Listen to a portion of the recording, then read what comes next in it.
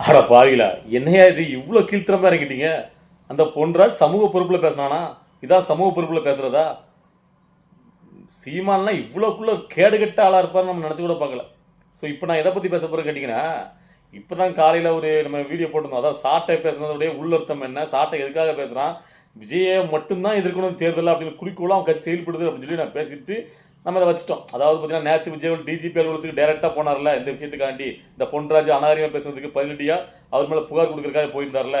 So அந்த விஷயத்துடைய அந்த வேல்யூங்கிறது, ஏன்னா ஒரு கட்சியோட தலைவரே நேரடியாக, அதுவும் விஜய் எதுக்குமே அவ்வளோ சீக்கிரம் வெளியில் வராத இந்த பிரச்சனைக்கு வெளியில் வந்து நேரடியாக டிஜிபி அலுவலகத்துக்கு போன உடனே அது மிகப்பெரிய பிரளயமாக வந்து நம்மளுக்கு தெரியும். ஸோ அது அப்படி ஆன உடனே அதை திசை மாற்றுறதுக்கு, அதை அப்படியே திசை திருப்பதுக்கு எப்பவுமே ஒரு விஷயம் வந்து பார்த்தீங்கன்னா திமுகக்கு எதிராக வரும்போது திமுக அதை கையில் எடுத்து வேற ஏதாவது திசை திருப்ப பார்க்கும். இப்போ இந்த விஷயத்தை திசை திருப்புறதுக்கு ரெண்டு வேற கையில் எடுத்துருக்காங்க. ஒன்று வந்து பார்த்தீங்கன்னா, இப்போ தேவாக்கிலேருந்து வெளியில் போனாங்கல்ல ரஞ்சனா நாச்சியார் அப்படிங்கிற ஒரு பெண்மணி, அவங்கள கையில் எடுத்துருக்கு. இன்னொன்று கேட்டிங்கன்னா சீமா. இந்த ரெண்டு பேருடைய ஸ்பீச் தான் இப்போ பார்த்தேன், சரியான ஒரு டென்ஷன் ஆயிடுச்சு. சில கேள்விகளை கேட்கணும். முதல்ல நம்ம வந்து பெண்களை விமர்சிக்க மாட்டோம். ஸோ இந்த ரஞ்சனா நாச்சியாரை நான் விமர்சிக்க போகிறதில்ல. நாச்சியார்னு பேரை வச்சுட்டு ஏமா இப்படி பண்ணுறீங்க, அந்த பேருக்குள்ளான ஒரு இதே கலைஞர் புத்திர மாதிரி இருக்கு. ஏன்னு கேட்டிங்கன்னா, திமுகவில் போய் சேர்ந்துட்டு நீங்கள் எந்த கட்சி வேணால் போய் சேரலாம், சேர்ந்துட்டு ஒரு விலங்கு கொடுத்து தெரியுமா, பெண்களுக்கு பாதுகாப்புனா திமுகவால் தான் கொடுக்க முடியும் அப்படின்னு. அதுதான் கொஞ்சம் பயங்கரமாக நெஞ்சை உறுத்திச்சு, ஒரு ஆட்டாக வர்ற மாதிரி. கொடுக்கலாம் முட்டு, ஆனால் இவ்வளோக்குள்ள கொடுக்கக்கூடாதுமா. சரியா? இன்னைக்கு நீங்கள் வந்து ஒரு கம்ப்ளைண்ட் கொடுக்க போயிருக்கீங்க. இது ஏன்ட்டு உலகத்தில் எல்லாருக்குமே தெரியும். நேற்று விஜயவால் கொடுத்துட்டாரு, அதை அப்படியே நெகட்டிவாக மாற்றணும் அப்படின்னு சொல்லிட்டு ஒரு கம்ப்ளைண்ட் கொடுக்க வந்திருக்கீங்க. இப்போ இவங்க மட்டும் இல்லை, இந்த ரஞ்சனா நாச்சியார் மாதிரியே இப்போ இந்த கட்சியில், அதாவது திமுக சார்பு உள்ள 2 பொண்ணு வீடியோ போட்டுருந்தாங்க, 100 பொண்ணு போட்டுருந்துச்சு. ஸோ எல்லாருமே ஒட்டுமொத்தமாக வைக்கிற என்ன குச்சாட்டுன்னு கேட்டிங்கன்னா, அதாவது இவங்க கட்சியில் உள்ள ஒரு பெண்ணை வந்து பார்த்தீங்கன்னா இப்படி சொன்னவொன்னே இவர் யோக்கியமாக வராரு. அதே இவங்க கட்சியில் உள்ள ஆட்கள் மற்ற கட்சியில் உள்ள பெண்களை எவ்வளோக்குள்ள கீழ்த்தரமா ஆபாசமாக அபியூஸ் பண்ணுற மாதிரி பேசுகிறாங்க, எழுதுறாங்க ஆன்லைனில். ஸோ அப்போ இதெல்லாம் ஒரு நாள் இவர் கண்டிச்சிருக்காரா என்னைக்காவது? ஸோ என்ன இப்போ நான் கட்சியிலேருந்து வெளியே வந்துட்டேன்னு என்ன மாதிரி பேசுகிறாங்க, யூடியூப்பில் பேசுகிறாங்க, அதில் பேசுகிறாங்க அப்படின்ட்டு ஒரு கம்ப்ளைண்ட் கொடுக்குறக்காண்டி இவங்க கட்சிக்காரங்களே இவங்க கண்டிக்கணும். அதனால இவர் தான் அதுக்கு தார்மீக பொறுப்பு இருக்கணும், விஜய் தான் தார்மீக பொறுப்பு இருக்கும். ஏன்னா என்ன விமர்சிக்காலும் இங்கே பாருங்க, இதில் வந்து விஜய் முகம் போட்டதான் ஐடி தான் இருக்குது, அவங்க கட்சியோட சிம்பிள் வச்சிருக்காங்க. ஸோ அப்போ இவர் தான் பொறுப்பு எடுக்கணும் அப்படின்னு சொல்லிட்டு அவங்க கம்ப்ளைண்ட் கொடுக்க வராங்க. நான் கேட்குறேன், ஒரு கட்சியோட தலைவர் ஒரு பொதுவெளியில் ஒரு பிரபலமாக இருக்கக்கூடிய யாரோடைய ஃபேஸே வேணால் யார் வேணால் வச்சு இங்கே எப்படி வேணால் நம்ம வந்து பார்த்தீங்கன்னா ஃபேக்காக ஐடி கிரியேட் பண்ண முடியும்.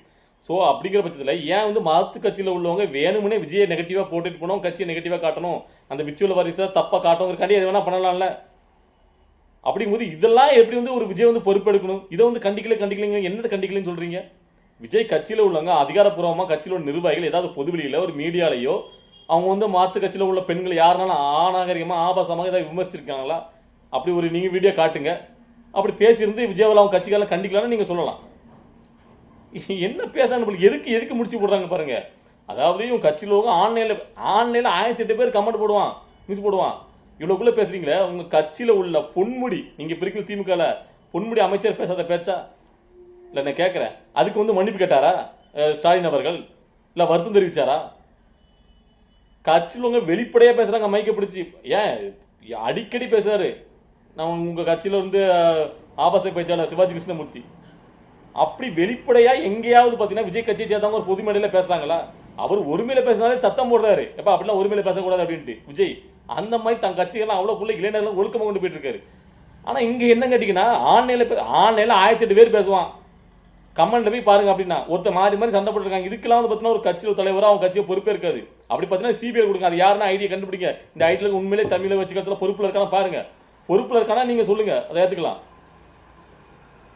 என்ன இவங்க, அதாவது அவர் வந்து இப்போ வந்து போய் நின்ட்டாரான் டிஜிபி ஒரு ஒட்டுமொத்தமாக கட்சிகளோட பெண்கள் தவறாக சித்தரிக்கும் போது எவனா இருந்தாலும் ரோசப்படுவான். ரோசப்படலன்னா தான் நம்ம அவனை சந்தேகப்படுவான் தமிழனானு. அவர் ஒரு தமிழனா கோவம் வந்திருக்கு, இந்த இடத்துல கோவப்பட்டிருக்காரு, நான் சந்தோஷப்பட்டிருக்கேன். இதுலையாவது அவர் வந்து வெளியில் வந்திருக்காரு தான் கட்சியில் உள்ள பெண்களுக்காக அப்படின்ட்டு. ஸோ அது வந்து அந்த பெண்கள் வாக்கு இப்போ இடையில வந்து பார்த்தீங்கன்னா திரிசா மேட்டரில் கொஞ்சம் அவருக்கு வந்து நெகட்டிவாக இருந்துச்சுல, இப்போ பாசிட்டிவாக மாறு தெரிஞ்சவொன்னா உடனே அது நெகட்டிவாக இருக்கு, உடனே இறக்குங்க. சரி இவங்களாவது விடுங்க, வந்திருக்காங்க. இதில் நம்ம கேட்க வேண்டிய கேள்வி ஒருத்தருக்கு யாருக்குன்னா சீமானுக்கு ஏன் இந்த பொழப்புன்னு கேட்குறேன், நான் தெரியாமல் கேட்குறேன். அதாவது பொன்ராஜ் சமூக பொறுப்பில் பேசலாம், இதான் சமூக பொறுப்பில் பேசுகிற வார்த்தையான்னு கேட்குறேன். நான் சொல்கிறேன், நல்லா கேட்டுடுங்க. ஒரு உண்மையான ஒரு தமிழனாக இருந்தால் இந்த வார்த்தையோட அர்த்தம் தெரிஞ்சவங்க இந்த வார்த்தையை பேசும்போது அது வலிக்கணும். அது தவறு, எந்த கட்சி சார்ந்தாலும் அது பேச தவறியா அப்படி கண்டிக்கணும். அதை விட்டு அதுக்கு சப்பு கட்டு கட்டுறீங்கன்னா உண்மையிலே அதை வந்து சர்வசாதாரணமாக நீங்கள் நடைமுறையில் பயன்படுத்தணும். இல்லைன்னா மற்றவங்க மேலே சர்வசாதாரணமாக நீங்கள் பயன்படுத்தக்கூடிய அந்த வார்த்தை நடைமுறையாக இருந்துச்சா தான் உங்களுக்கு கோவம் வராது, அதுக்கு முட்டு கொடுப்பீங்க. அப்படி தான் இருக்குது. சாட்டை கொடுத்த முட்டு சீமான் இப்போ முட்டு கொடுத்துக்கு பேசலாம் பார்க்கும்போது இன்னைக்கு பேசியிருக்காங்க சீமான். எனக்கு அதை பார்க்கும்போது அவ்வளோக்குள்ள இந்த ஆள் இருந்த மதிப்பு கொஞ்சம் கூட நம்மளுக்கு இவருக்கா போய் நம்ம இவ்வளோக்குள்ள ஒரு மதிப்பு கொடுத்து அந்த அளவுக்கு அதுக்கு முட்டு கொடுக்காருங்க. அதாவது இந்த பெண்கள்லாம் பார்த்தீங்கன்னா இப்படி பேசுகிறாங்க, அதை பொறுத்துக்க முடியாமல் ஒரு சமூக பொறுப்பில் பேசியிருக்காரு பொன்ராஜி. இது எப்படி நம்ம தப்பாக சொல்ல முடியும்? அதை நம்ம தட்டி தான் கொடுக்கணும். என்ன தட்டி கொடுக்கணும்? போய் என்ன மாதிரியான ஜென்மங்க இது என்ன கேட்டிங்கன்னா ஒன்றும் கிடையாது. விஜய் மேலே ஒரு நன்மதிப்பு பேரக்கூடாது. பெண்கள் இவர் வந்து பெண்களை ஓட்டலாம் அவர் வாங்கிடக்கூடாது, அவர் கெட்டவர். அதாவது சரிதான், நம்ம வந்து இதுக்கு முன்னாடி நம்ம சீமான் மேலே ஒரு நன்மதிப்பு வச்சு தப்பு தான். ஏன்னா சீமானுக்கு அதுக்கு உண்டா தகுதி கிடையாது. ஏன்னா சீமானே ஒரு பொதுவெளியில் எப்படி பேசியிருக்கா நம்ம பார்த்துட்டு தானே இருந்தோம். அந்த விஜயலட்சுமி இஷ்யூவில் ஒரே நேரத்தில் விஜயலட்சுமி கேரக்டரை அசேஷன் பண்ணி ரொம்ப கொச்சு இதே மாதிரி தான் பேசினார். அதுக்கு அந்த பொண்ணு வீடியோ போட்டு கதறி கதறி அழுதுச்சு. இதே நம்ம எல்லாரும் தான் பார்த்தோம், என்னையாடா இப்படி சொல்கிற அப்படின்ட்டு. இந்த சாட்டை இன்னைக்கு ஓகே பேசுகிறேன், இவன் அதே மாதிரி தான் பேசுகிறான். அந்த அது மட்டும் இல்லை, இந்த அஜித்துங்கிற இந்த லாக்அப் டெத்தில் அந்த பெண் மேலேயும் இப்படி தான் வந்து ரொம்ப, அதாவது தப்பே பண்ணாலும் ஒரு பெண்ணை பொதுவெளியில் வச்சுட்டு ரொம்ப, அதாவது நான் பேச வார்த்தை சொல்கிறேன், ரொம்ப அசிங்கமான வார்த்தைகளும் கட்சியில் உள்ளவங்க அதிகம் பயன்படுத்துறாங்க. அதனால தான் இப்போ வந்து பார்த்தீங்கன்னா பொன்ராஜ் முட்டு. அது மட்டும் கிடையாது, விஜய்க்கு எதிராக எது நடந்தாலும் நம்ம அதுக்கு வந்து பார்த்தீங்கன்னா முட்டு கொடுக்கணும் அப்படி ஒரு கீழ்த்தரமான இது. என்ன மாதிரி என்ன பழக்கம் இல்லை சொல்கிறாரு. அதாவது உங்கள் கட்சியில் வந்து ஆன்லைனில் என்ன மாதிரி என்ன என் குடும்பத்தை பேசுகிறாங்க, என் பிள்ளைகளை பேசுகிறாங்க, அதுக்கெல்லாம் நீங்கள் வந்து பார்த்தீங்கன்னா வந்திருக்கே அப்படின்ட்டு. ஓ ஆன்லைனில் எல்லாரும் தான் பேசுகிறான், உங்கள் கட்சிக்காரங்க பேசவே இல்லையா? சாட்டை பேசலையா? ஏன் உங்கள் கட்சியில் உள்ள எவ்வளோ பேர் மாற்றி மாற்றி இப்போ நான் ஒரு வீடியோ போட்டேன்னா கமெண்ட்லேயே வந்து அதுவான், இதுக்கெல்லாம் வந்து பொறுப்பேற்க முடியுமா? அது மூணாம் தடவை, அதுக்கெல்லாம் சீமான் தான் பொறுப்பு, சீமான் தான் சொல்லி தான் அவன் கமெண்ட் போடுறான் அப்படி சொல்ல முடியுமா? அதெல்லாம் உட்காந்து கண்டிச்சிருக்க முடியுமா? அது தனி, அது அவன் தேடுறதே எவனாலும் ஒவ்வொருத்தரும் சப்போர்ட் பண்ணுவான், ஒருத்தர் பிடிச்சதை பேசுவான். உன் கட்சியில் சாட்டை பேசுறதுக்கு தான் ஒன்று நம்ம கேட்க முடியும், இடுமோனும் கார்த்திக் பேசுறதுக்கு தான் சீமான் பொறுப்பேற்க முடியும். அதேமாதிரி தான் விஜய் கட்சியிலேருந்து ஆதவர்ஜனா பேசுறாரு, புசியாந்து பேசுறாரு, உங்க கட்சியில் சீட்டை நிர்மல்குமார் பேசுறாரு, அருண்ராஜ் பேசி, இப்படி யாராவது பேசினா ஒரு கருத்துக்கு தப்பா போச்சுன்னா அதுக்கு ஏன் அவர் கண்டிக்கலன்னு கேட்க நியாயம் இருக்கு. அதை விட்டுட்டு ஆன்லைனில் பேசுறது, அவங்க வந்து கமெண்ட் போடுறது, சோசியல் மீடியா ஒரு மீடியமா இருக்கு, அங்கே அவன் நினைச்சதை பற்றி பேசலாம், ஃபேக் ஐடியில் உருவாக்கி யார் போட்டவனா யாரை வச்சுட்டு பேசலாம். என்ன மாதிரி இதுக்கெல்லாம் வந்து முட்டு பிடிக்கணும் எனக்கு புரியல. அது தப்புனா தப்புன்னு சொல்லுங்கய்யா, அது சொல்ற திராணி கிடையாது. எந்த கட்சியாக இருந்தா என்ன, அவன் அந்த வார்த்தையை பயன்படுத்தி கூடாது. ஒரு ஒரு பெண் பிள்ளைகளை, தமிழ்நாட்டில் பிள்ளை தானே அது, அது எந்த பிள்ளையாவும் இருக்கட்டுமே, அந்த கட்சியை சேர்ந்தா அது தவறான பிள்ளையாயிருமா? அந்த பிள்ளை தப்பா பேசுதியா, அந்த பிள்ளைக்கு வரமுறை தெரியல, எதுக்கு எப்படி பேசணும்னு தெரியல, அது தற்குத்தரமா தெரியுது. அந்த பிள்ளை தவறா பேசிட்டு, அதாவது அக்காவும் தங்கச்சியாவும் இருப்போம், பொண்டாட்டியும் இருப்போம், தப்பான வார்த்தைப்பா, அது பிள்ளை பேச தெரியாம பேசிட்டு அப்படின்னு சொன்னா நீ ஒரு நல்ல மனுஷன். அதை விட்டு அப்படி சொன்னவன உடனே இப்படிதான் அந்த கட்சியில் உள்ள எல்லா பெண்களும் அப்படி சொல்லி ஒருத்தர் விமர்சிச்சா அதுக்கு முட்டு குடிக்கணும். என்ன மாதிரி ஆட்களா இருப்பீங்க நீங்க? உண்மையிலே இந்த விஷயத்துல பிஜேபியில வந்து கூட்டணி விஜய் அவர் போல இருந்தாலும் தமிழிசை சவுந்தரராஜன் முதல்ல கண்டனம் தெரிவிச்சிருக்காங்க. அந்த வார்த்தையை எனக்கு சொல்ல முடியல, அவ்வளோக்குள்ள கோவம் வருது அந்த பொன்ராஜ் மேல. உண்மையிலே பாட்டுற அந்த மேடத்தை.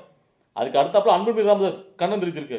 உண்மையிலேயே அந்த வார்த்தையை பத்தி தெரிஞ்சவங்க, அந்த அர்த்தத்தை புரிஞ்சவங்க, அது எவ்வளோக்குள்ள கீழ்த்தரமான வார்த்தை அப்படி புரிஞ்சவங்க அதுக்கு எதிராக கண்டனம் தெரிவிப்பாங்க.